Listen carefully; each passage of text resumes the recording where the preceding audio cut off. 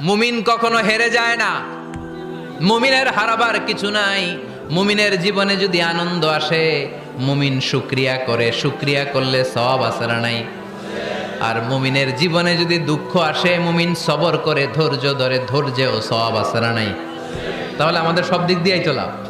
আনন্দের দিনগুলাতে শুকরিয়া করব, আর দুঃখের দিনগুলাতে ধৈর্য ধরবো। দুইটার মধ্যে সওয়াব আছে না নাই? এজন্য বিশ্বনবী বললেন, আজাবান লি আমরিল মুমিন, মুমিনের বিষয়টা খুবই আশ্চর্যের। ফাইন আসাবাতহু সাররাউন শাকারা, মুমিন যদি আনন্দে থাকে সে শুকরিয়া করে, শুকরিয়া করলে লাভ আছে না নাই? ওয়াইন আসাবাতহু দাররাউন সাবারা, আর দুঃখে পড়লে সে সবর করে, ধৈর্য ধরে, ধৈর্য ধরলে সওয়াব আছে না নাই? তার মানে আমাদের হারাবার কিছু আছে। মাঝে মাঝে আল্লাহ আমাদেরকে দুঃখ কষ্ট দিয়ে পরীক্ষা করতে চান, এগুলো আমাদের জন্য খারাপ নয়।